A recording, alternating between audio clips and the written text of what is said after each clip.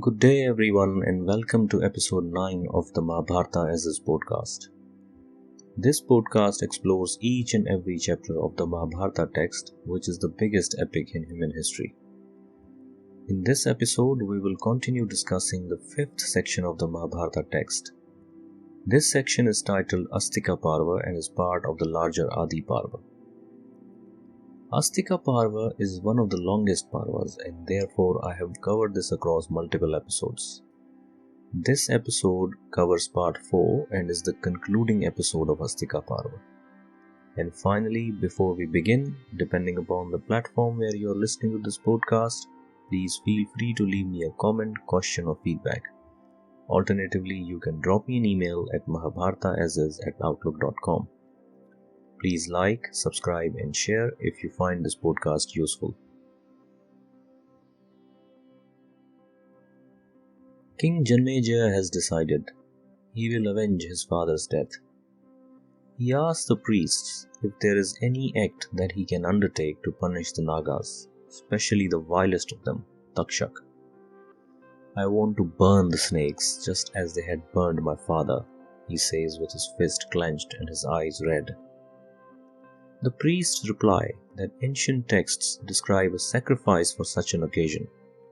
This is called snake sacrifice, and this would burn down the snakes when offerings are made into the sacrificial fire, calling their names.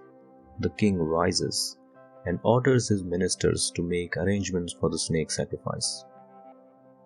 The entire bureaucracy in the king's court begins the work. A large sacrificial platform is erected with careful measurements on which the snake sacrifice will be held. When the platform was being built, one of the main architects of the platform prophesies that the direction and the measurement of the platform suggests that this sacrifice may be disrupted, likely due to the actions of a Brahmin. But nothing much can be done now. The platform is already erected.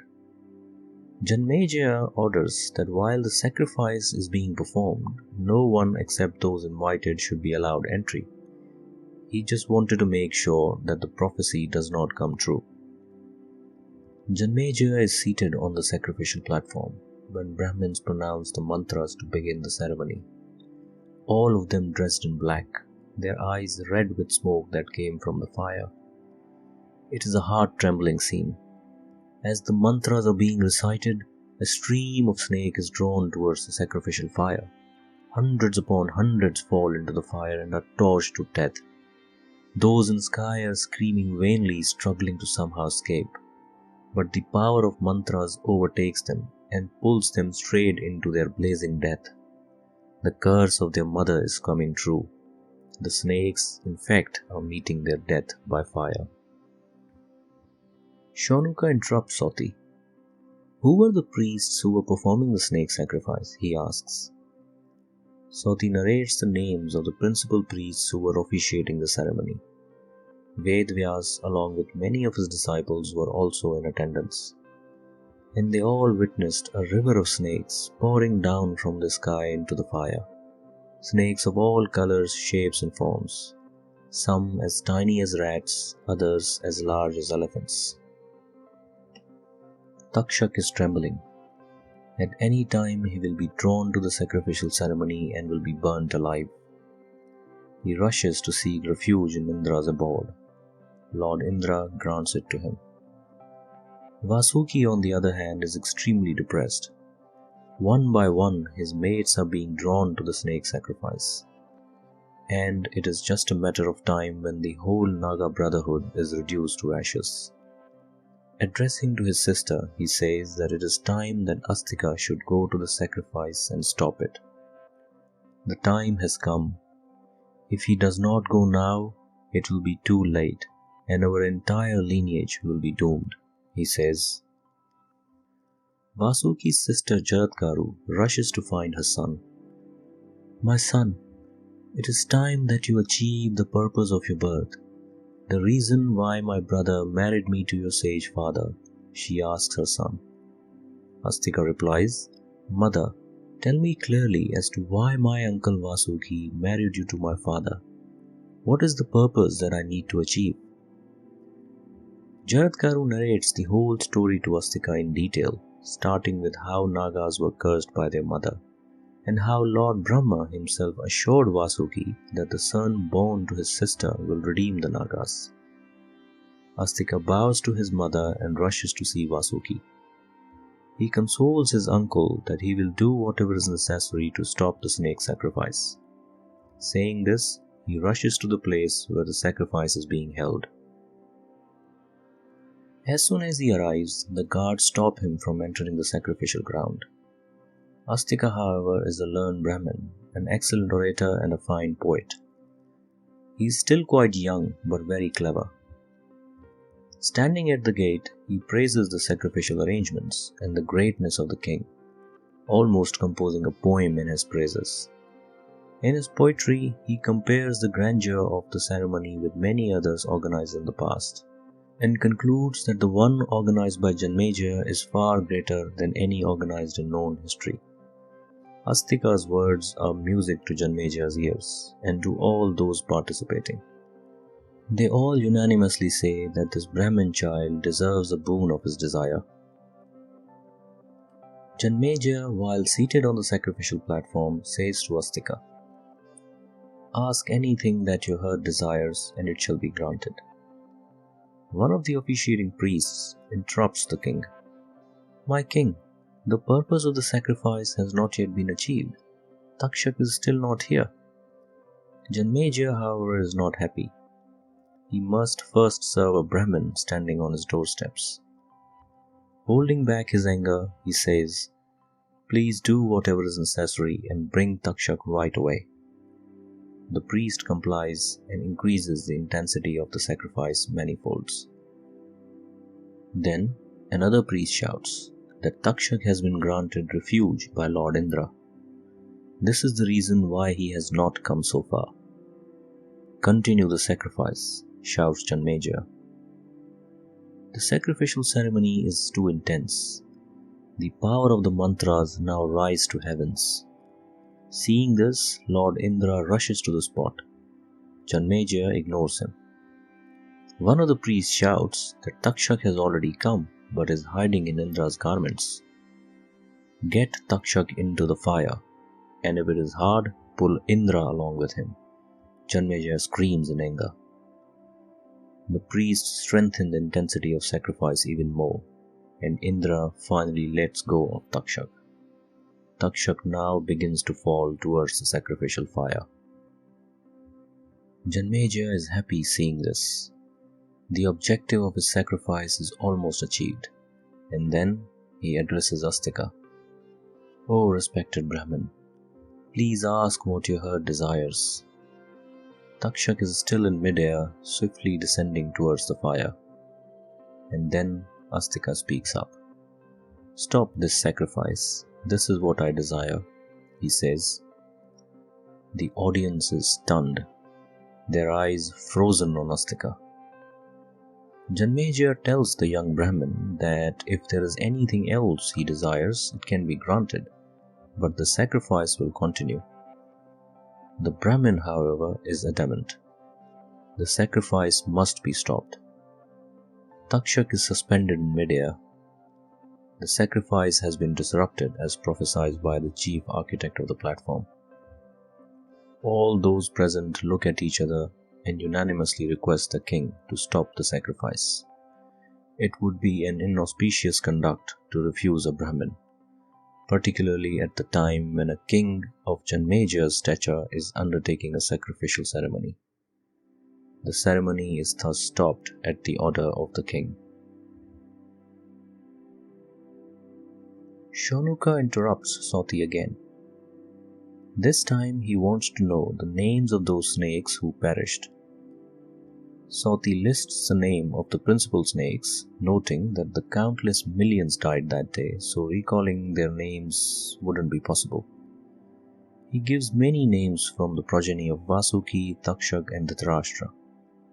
One snake in Dhritarashtra's lineage is named Shakuni, but he is different to Shakuni, who was the uncle of the Kauravas. Sati also mentions that as soon as Astika asked to stop the sacrifice, Takshak was immediately suspended midair, despite the sacrifice continuing. Such was the power of the sage. The sacrifice is thus concluded. King Janamejaya is also pleased. Astika has clearly impressed the king. He generously donates to Astika and the man who prophesies the potential disruption. Astika departs to Naga palace and informs his Naga relatives that he has successfully stopped the snake sacrifice. At that, the Nagas are extremely delighted. They grant to Astika to ask for any boon of his desire.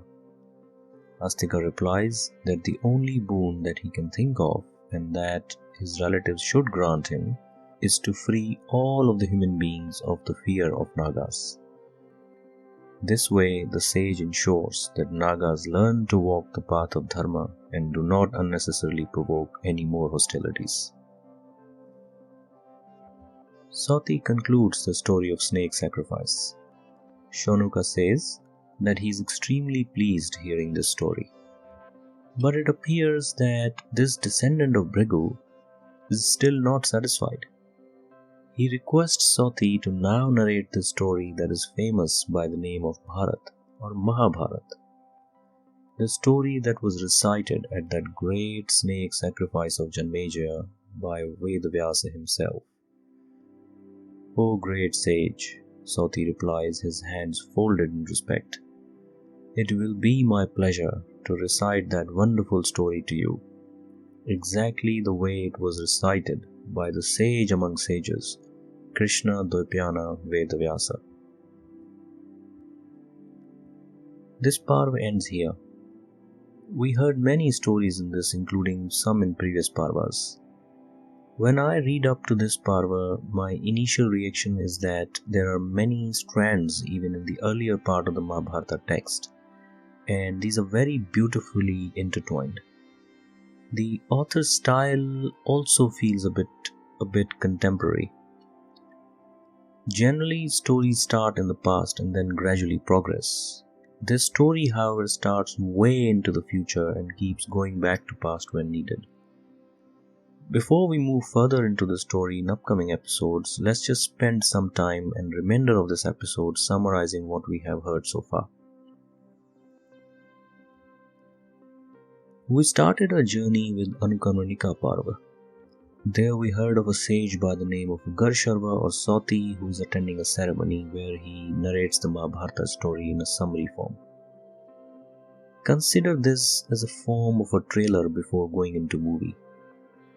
I found this parva a bit unique in that, in addition to presenting the summary, it dives into the detailed conversation between Sanjay and Dhritarashtra. Far too many words are dedicated to this conversation than to the actual summary. In that conversation, Dhritarashtra is mourning the death of his sons by saying that he never had any hope of victory when his sons attempted to insult Draupadi. He never had any hope of victory when Duryodhana attempted to poison Bhim. Dhritarashtra goes on and on, saying that he had no hope of victory when X or Y event happened. If you read that dialogue, you will be surprised that Sati has almost narrated all the main events in the actual story through this very dialogue between Sanjay and Dhritarashtra. This might feel like spoiler, but I think we should commend Sati here. He has successfully managed to excite his audience.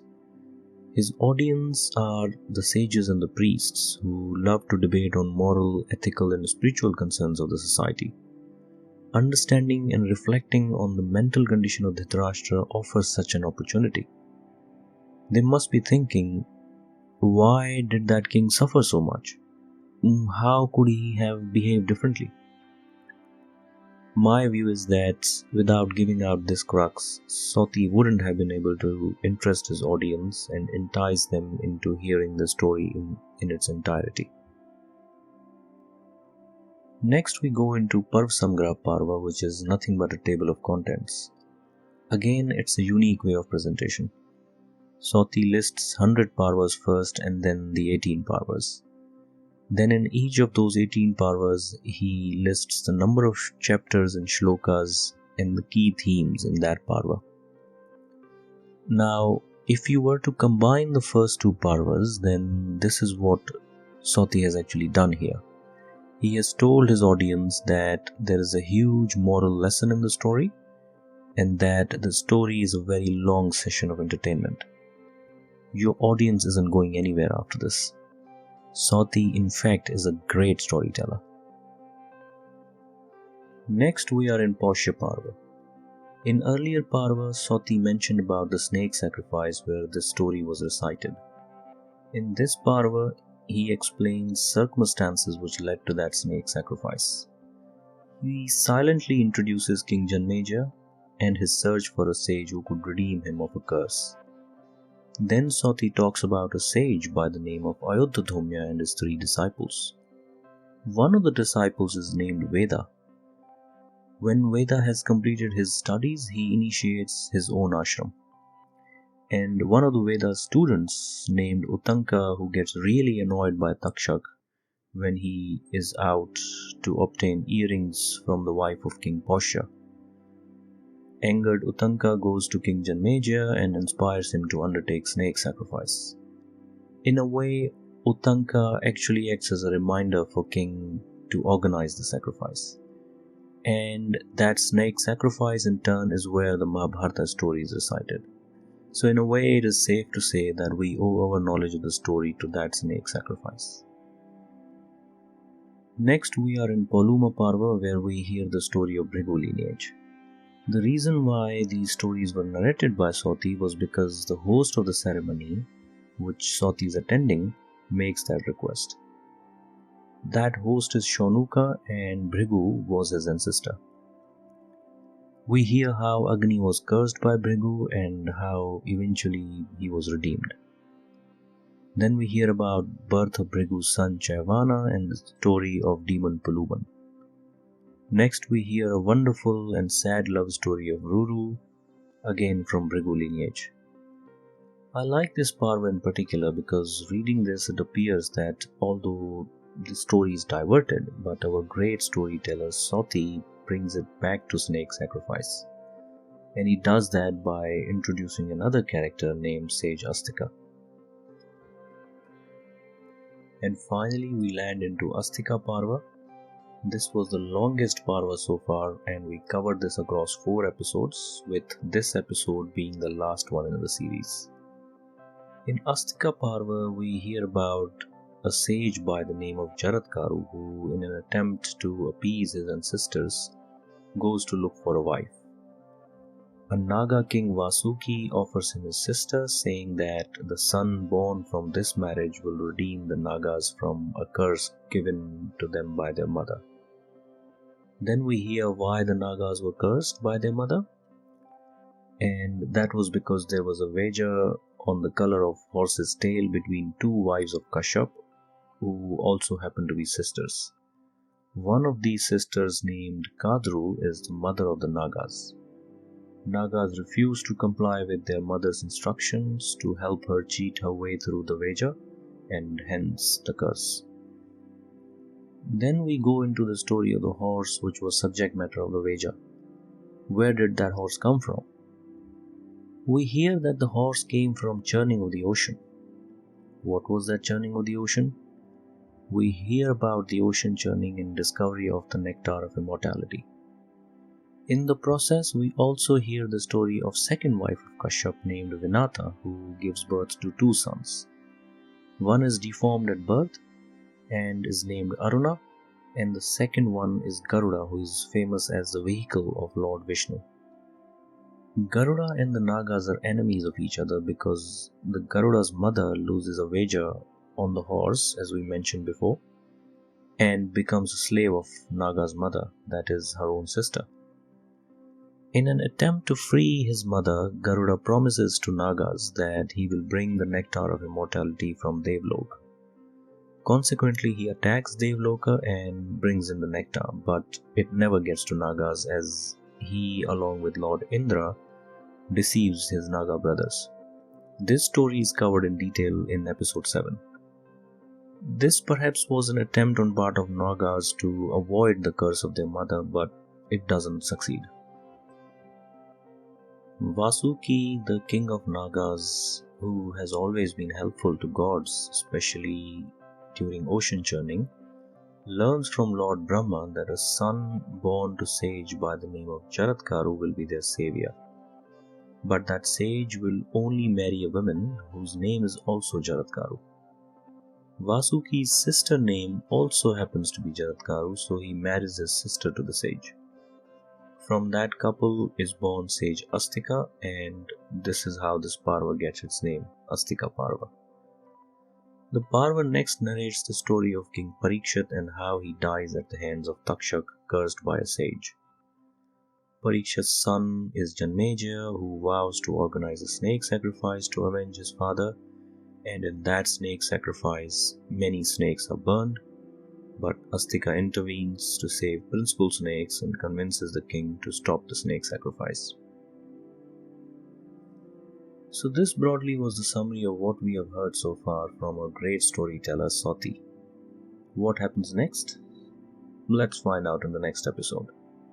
While we have a couple of more minutes, let's just reflect on some of the key insights and takeaways so far in the final segment of today's episode. My first immediate insight is the way of communication, the way different characters are talking to each other in the story.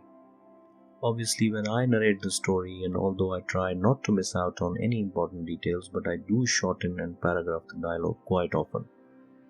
When you read the original text, however, the way of communication will probably surprise you and may at times sound a bit boring. For example, the use of long phrases full of immense respect, like "O illustrious one," "O learned sage," "O respected Brahmin," etc. Characters show immense respect to each other. When they praise someone, they don't just say "you're good" or "you're pretty." Instead, they almost compose an entire poem in their praise. And this is across the board. Not just Brahmins, but all the castes or varnas generally follow the same approach. This to me reflects innate sensitivity in the way to attract attention of your listener.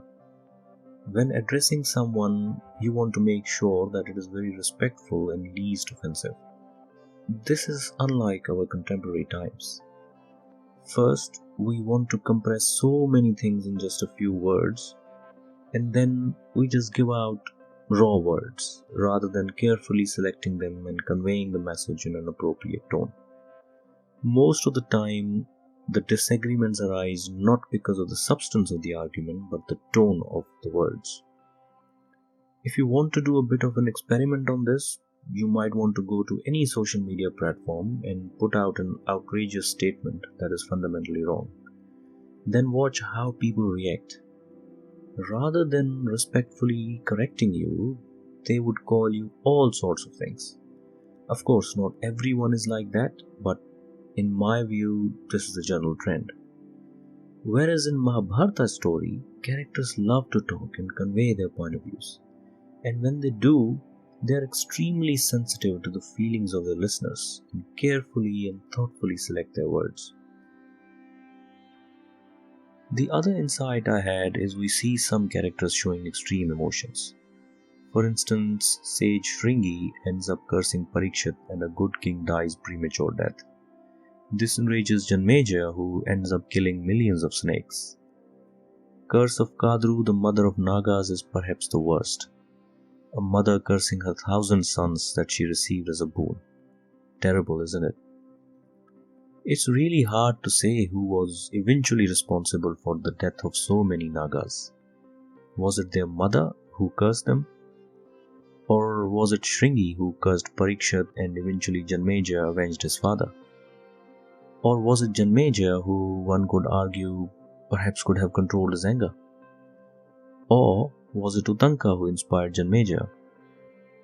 You can also blame Garuda if you want, because he deceived his Naga brothers and deprived them of the nectar. In all of this, I liked the character of Shamika, who was a man of calm head.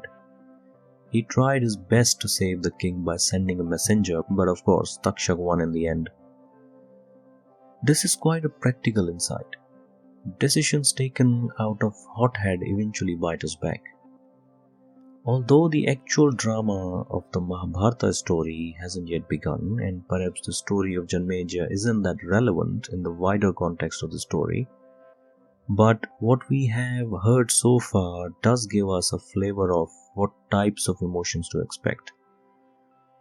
We saw what anger does to various characters. To Takshak, it costed him his progeny. To Parikshat, his life. To Kadru, her sons. And then we have arrogance. It almost costs Indra his crown and severe humiliation at the hands of Garuda. Although he gets his crown back by taking right decision of befriending Garuda at the right time, but yeah, it was a great humiliation. Then we have jealousy. It costed Vinata a son, and eventually makes her a slave of her own sister. One question that I have consistently received from some of my young listeners in particular is about these curses. How come someone says a word and it comes true? Well, the curse is a metaphor in this situation as far as I understand it. It represents concentration of power to a responsible individual. Shouting a curse in anger represents misuse of that power. The sages and priests and Brahmins enjoy immense power and respect in the society. They have the power to change, and their inductions are rarely objected to.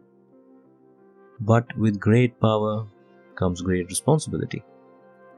Societies meet their downfall when powerful misuse their power. For example, when a major politician goes corrupt, he really impacts the society in a negative way. We often say that he is a curse to the society, quite metaphorically, of course.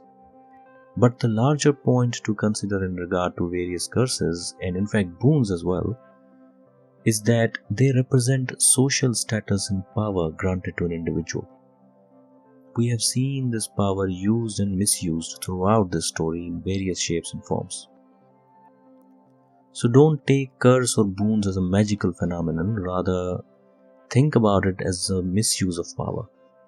When a king, for example, says in the story that he wants to grant someone a boon, that doesn't necessarily mean he will do something magical. All he's saying is that ask your desire and he will fulfill it, be it wealth, riches, land, or anything. Alright, so I think this episode is now getting a bit longer, so we'll perhaps end it here.